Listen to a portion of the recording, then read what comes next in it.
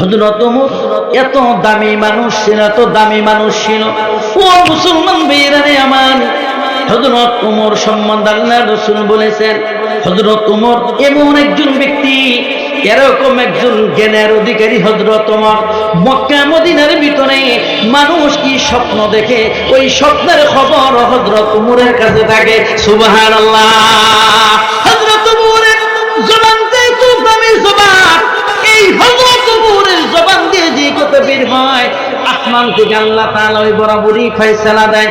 এক জায়গায় নয়, দুই জায়গায় নয়, কুরআনুল কারীমের ভিতরে 21 জায়গার ভিতরে হযরত ওমরের শানে কোরআনের আয়াত নাযিল হয়েছে। বলেন সুবহানাল্লাহ। হযরত ওমর অর্ধেক পৃথিবী লালন করছেন, অর্ধেক পৃথিবীর বাদশা ছিলেন। একদিন রাতের বেলা হযরত ওমর ঘুরে ঘুরে দেখি আমার এলাকার মানুষ কি কোন অবস্থার ভিতরে আছে। মুসলমানের বাদশা, দেশের বাদশা এরকম হওয়া দরকার। কথা বলেন ঠিক কিনা? এখন উল্টা জনসাধারণ মানুষ যাইয়া তাদের খোঁজ খবর রাখা লাগে। কথা কোন ঠিক কিনা?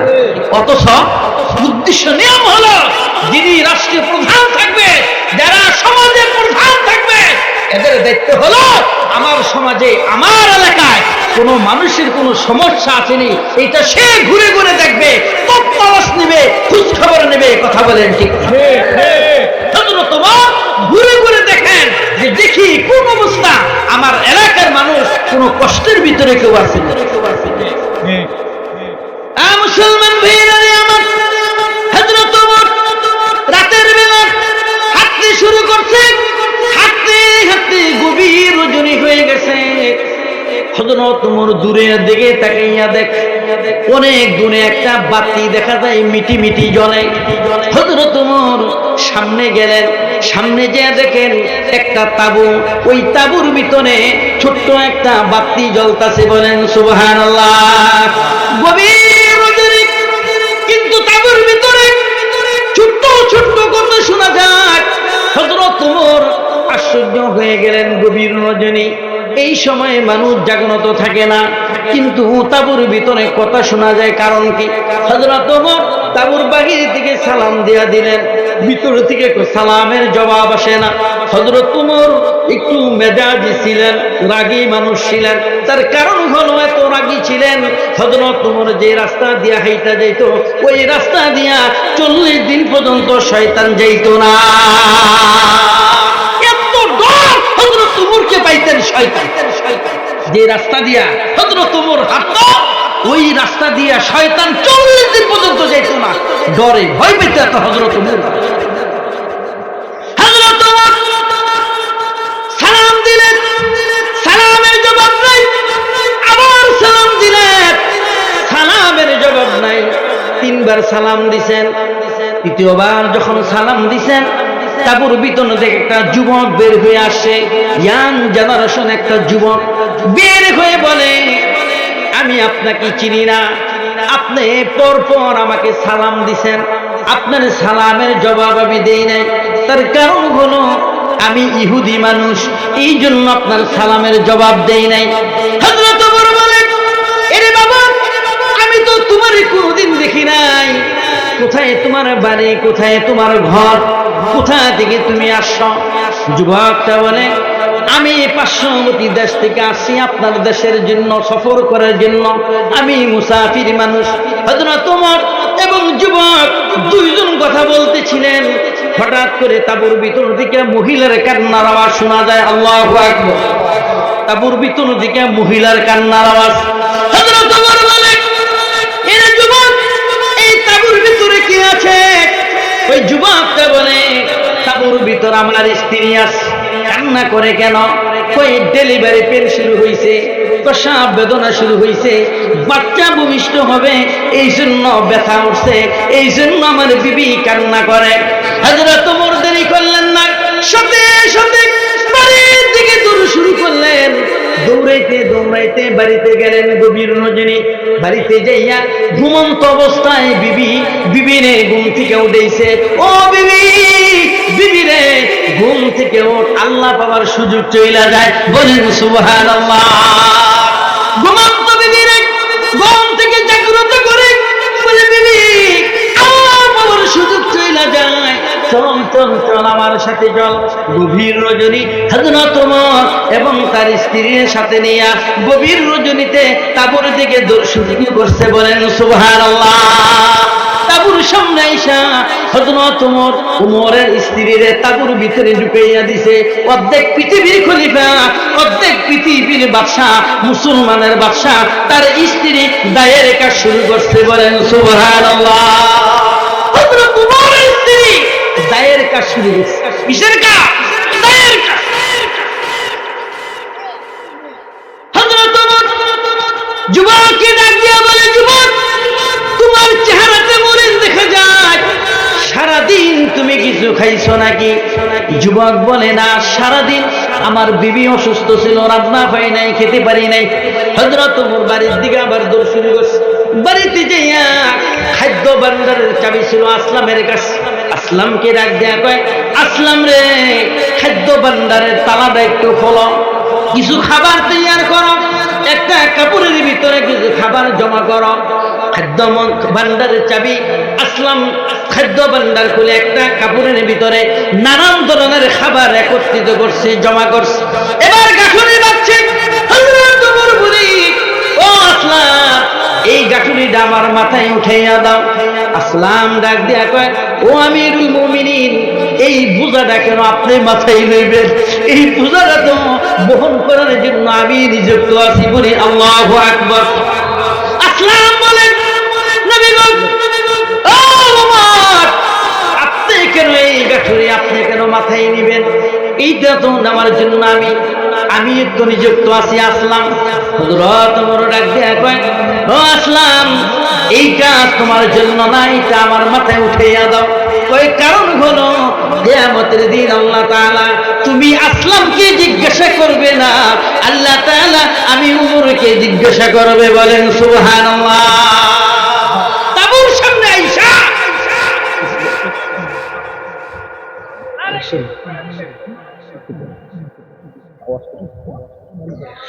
মুসলমান ভাইয়েরা আমার, হযরত ওমর নিজের হাতে রান্না করলেন, নিজের হাতে চুলা জ্বালাইলেন, খাবার তৈরি করলেন। যুবকের মুখের ভিতরে হযরত ওমর নিজে খাবার ঢুকাইয়া দেয়, বলেন সুবহানাল্লাহ।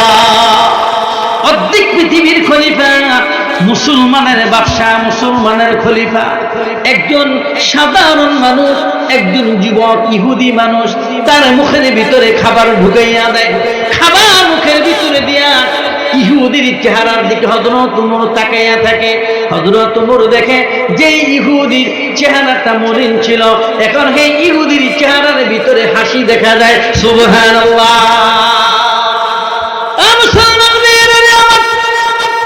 কিছুক্ষণ পরে হযরত ওমরের স্ত্রী বলে, স্বামী গো, তোমার বন্ধুর একটা সুসংবাদ দেয়া দাও। কি সুসংবাদ? সুসংবাদ হলো তোমার বন্ধুরে বলো তোমার বন্ধুর একটা পুত্র সন্তান হয়েছে। সুবহানাল্লাহ। সুসংবাদটা দিয়া দাও যে তোমার বন্ধুর একটা পুত্র সন্তান হয়েছে। এবার হযরত ওমরের স্ত্রী তাঁবুর ভিতর থেকে বের হয়ে আসে। হযরত ওমরকে বলে, চলো আমরা বাড়িতে চলে যাই। দুইজন রওনা হয়ে গেছে। কিছু দূর সামনে যাওয়ার পরে হযরত ওমরের স্ত্রী বলে, স্বামী গো, আমাদের কোথায় জানি একটু ভুল হয়ে গেল। এই যে মহিলা যার বাচ্চা হয়েছে, এ তো কিছুক্ষণ আগে বাচ্চা প্রসব করছে। এই মহিলা তো কোনো কাজকর্ম করতে পারবে না, রান্না করতে পারবে না, কোনো কাজ করতে পারবে না, এদের কষ্ট হবে। সুতরাং এদেরকে আমাদের বাসায় দাওয়াত দিয়ে দেন, এরা যতদিন খুশি আমাদের বাড়ির মেহমান হয়ে যাক, বলেন সুবহান। এটা চিন্তা করে না ইহুদি বিধর্মী, এদেরকে দাওয়াত দেওয়া যাবে না, কারণ বানাইছে তো আল্লাহ। বানাইছে কে? জোরে বলেন, বানাইছে কে? যদিও সে ইহুদি, যদিও সে কাফের, যদিও সে অমুসলিম, কিন্তু জবানে যদি কালেমা আসে, যদি কালেমা পড়ে, তাহলে এই মানুষটা আল্লাহর কাছে দামি হয়ে যায়। কথা বলেন ঠিক? এটা চিন্তা করেন। আপনি আমি হলে চিন্তা করতাম কি, ও তো মুসলমান না, ও ইহুদি, ওরে কেন দাওয়াত দিন, ওরে কেন খাওয়াবো, কেন ওর স্ত্রীর খেদমতের জন্য আমার স্ত্রীকে দিব? কথা বলি ঠিক? মুসলমান মেয়েরা আমার,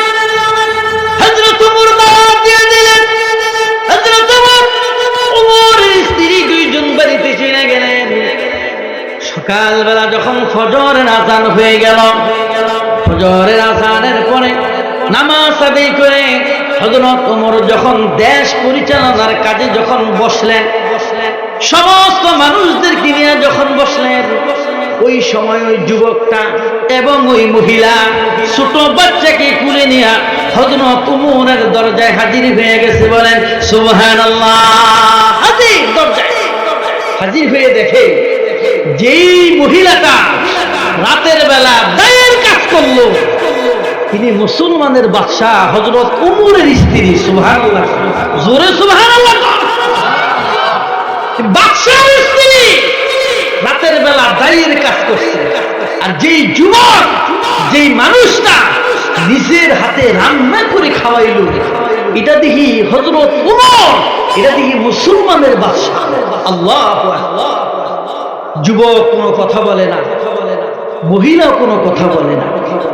যুবকের চোখের ভিতরে পানি, মহিলার চোখের ভিতরে পানি, দুজন চোখ করে দাঁড়ায় গেছে, কেউ কোনো কথা বলে না।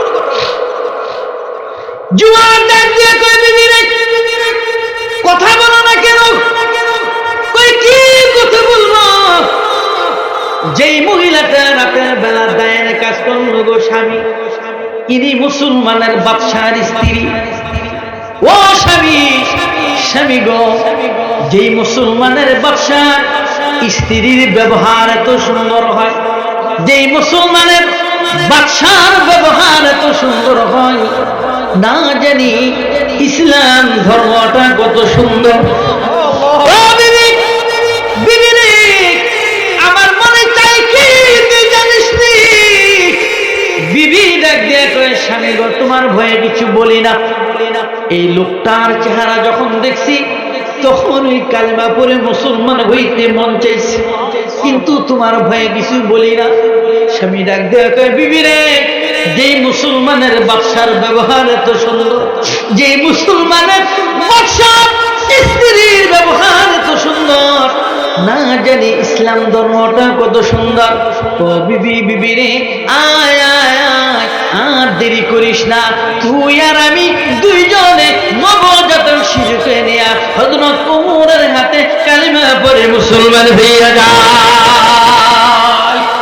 মুসলমান হয়ে গেলে আমার, এটা ছিল সাহাবীদের আখলাক, এটা ছিল সাহাবীদের চরিত্র, কত সুন্দর ব্যবহার।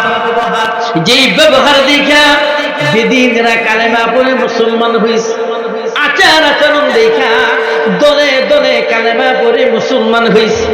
আজকে তুমি মুসলমান, আমি মুসলমান, আমাদের আখলাক, আমাদের চরিত্র সুন্দর না? কথা বলেন ঠিক কিনা? যেই জায়গার ভিতরে ভালো ব্যবহার করা দরকার করতে পারি না, যেই জায়গার ভিতরে টাকা খরচ করা দরকার খরচ করতে পারি না, যেই জায়গায় দরকার নাই ওই জায়গার ভিতরে খরচ করি। কথা বলেন ঠিক কিনা? আপনারা একটু চিৎকার মেরে বলেন, হায়াতের মালিক কে? আরো আওয়াজ দিতে হবে, হায়াতের মালিক কে? মৌতের মালিক কে?